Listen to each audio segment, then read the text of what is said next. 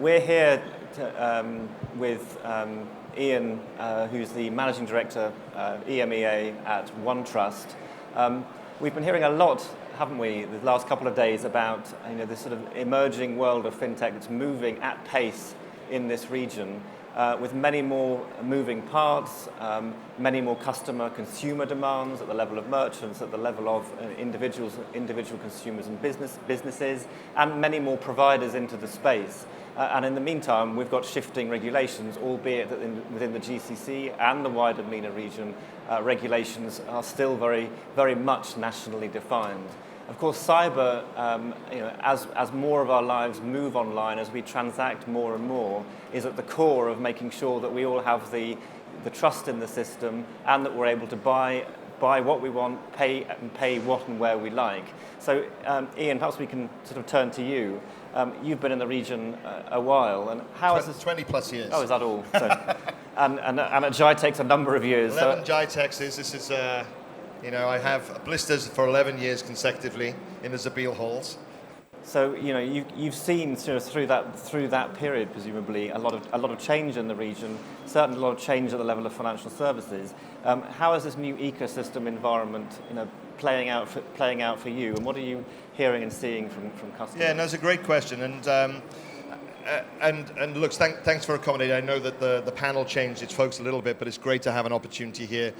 Highly regulated infrastructure, and that's a global impact. That's anybody in the fintech space. There's just regulation after regulation.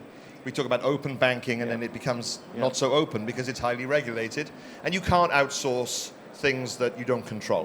When you outsource under the GDPR, you outsource and you're in full control of that outsourcing, and you're fully accountable for the outsourcing. So you have to think about how this really works as a dynamic. Ultimately, I set up OneTrust back in 2017 when the GDPR was just coming into European enforcement, and I did my first GITEX in 2017.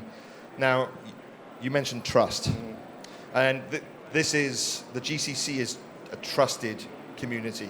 We trust data, we trust data transfers, we trust all aspects of doing business together, but the one thing that undermines trust is accountability, visibility, upholding laws. And what was very interesting is as we look at across let's think about the GCC, because it gets complicated, because the GCC doesn't have it doesn't have one regulation. Yeah. It doesn't have a single regulation called privacy or the PDPL or the GDPR or the, in Bahrain there's a version of the directive that came out in 1985. In Saudi, they're going for an adequacy ruling around the GDPR. Law 45 and 44 is the enforcement of it, but 45 is the PDPL, which is the GDPR, but it relies on consent. And that's a fundamental shift.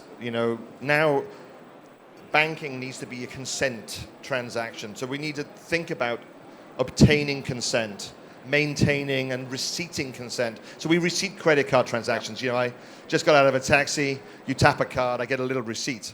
Consent's the same. When did I give consent? What purpose did I give consent? What the date and time was? What my policy would have been around consent? I mean, you think about the complexities, but we would have used contract in banking. I have a bank account, I have a card, I have a contract. You need consent too. Otherwise you can't communicate. Yeah. So we're seeing a big shift, especially here in the GCC, in the financial world, all financial world. And would you say that as this sort of new ecosystem plays out, would you say that kind of concept of consent at the level of data and privacy is that sort of starting to take shape? Is there a sense of slowly people moving in the same direction? We see it in investment and commercial banking today, and it's rippling its way through the banks. The two main industries that are very consent driven, banking and then the travel space, airlines and tourism, right. Visa, applications of Visa, obviously it's important. But that's only one of the purposes under the privacy laws of GDPR. You also do need contract, and you do need I mean, they've just dropped legitimate interest, which is a little bit of a get out of jail kind of clause. But ultimately, the nice thing about consent is you opt in. It's like, I want you to give me service, and then it's trust, and you have to operate in this trusted manner. Of course.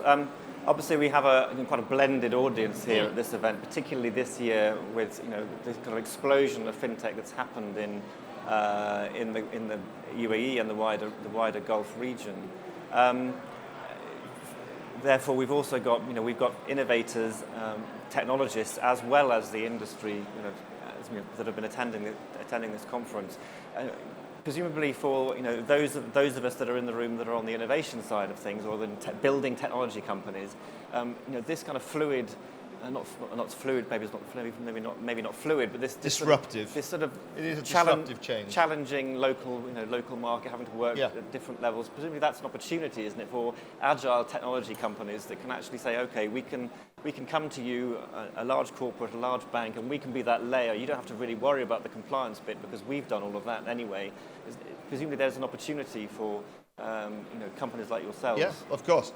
I've spent 20 years watching the GCC change and watching the UAE grow up. And I think we all know that there's been many, many iterations of that. But let's just think about the UAE first. The first impact of the UAE. The UAE did not sign up to Privacy Shield.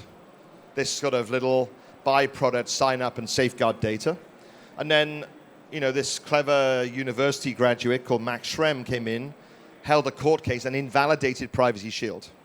And it sounds like a non-event really to most people. What it meant is that the DIFC could not transfer data outside of the DIFC because the UAE is 7 UAEs and the GCC is 6.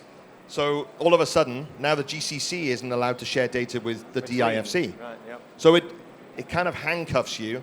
So the reason that the law was rushed through very quickly is, Dubai in particular is a hub of transacting, sharing information, passenger destinations, and then they couldn't transact data. So obviously, January 2022, the working week changes Monday to Friday. All things changed. But in the middle of all these changes that happened, Law 44 and 45 were formed, which is the Privacy Act of the UAE. And it was, it's a big thing. It's a big undertaking. It's very disruptive. There's no regulator today, but when there is a regulator, it'll be very disruptive. And the most important thing is just being ready to embrace that change, because it isn't that hard. Yeah, but we've also seen, we have seen with the likes of the I don't know if you've caught that the VARA launched this week, the Virtual Asset Regulatory Authority. So there is, when there's a sudden will to do things, there's momentum and it can change very quickly. Would your expectation be that in a year or 2 years' time, if we're back here, that kind of data privacy consent infrastructure will be in place, or it'll be a past event and we'll all be compliant or not compliant? Yeah. I mean, if I'm back here in 2 years' time, we should be standing here talking about fintech in the metaverse, which would probably completely blow my mind if I'm really honest. Well, but I think there is some of it over on the other stage. I know, and I find that very hard to deal with. It's a bit too abstract for most of us, but yes. Applying for property loans and mortgages on virtual property, and it's just like, why would we never do that? We haven't got time for that today. But it'll happen. Yes, yeah, absolutely. So, looking ahead, then, what's exciting, for your business in this region? You said you're across the Gulf. How do you view wider MENA as an opportunity? We've heard a lot about Egypt here this week. Egypt's a big market, very, very tech-savvy market that we are just starting to tap into as well. They've got a GDPR adequacy going through at the moment. If we really all understand what's going on in the world, let's not even think about the GCC, right? I think the stats are that 35% of the world has a privacy regulation. In 2025, it'll be 90% of the world.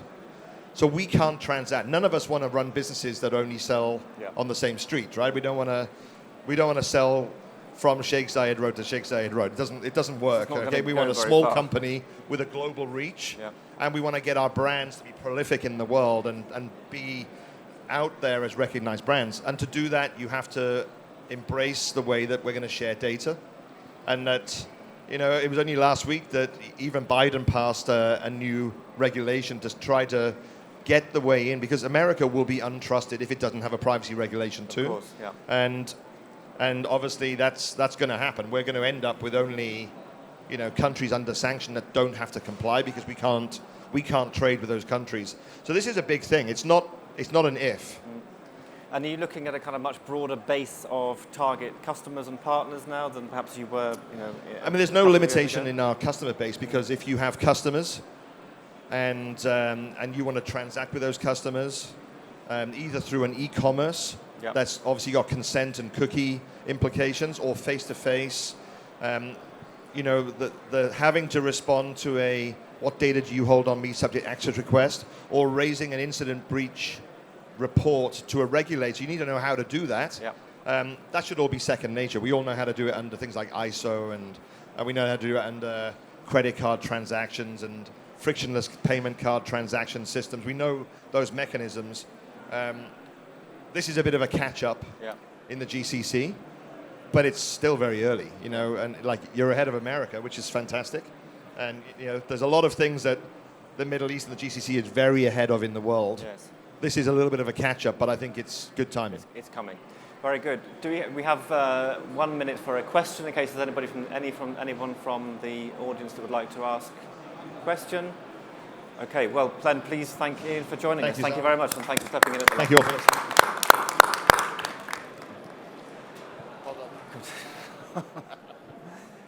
Fun and games, eh? So with that, Your app software. yeah, is he here? He's here, yes. Yeah, okay, perfect. Okay, so thank you for your patience. We're now going to head on, and we're going to have a keynote to talk about ensuring adoption of exception of CBDCs. And I presume that most of you know, but if you don't, that's of course central bank digital currency, and look at it for individuals and businesses. And here to talk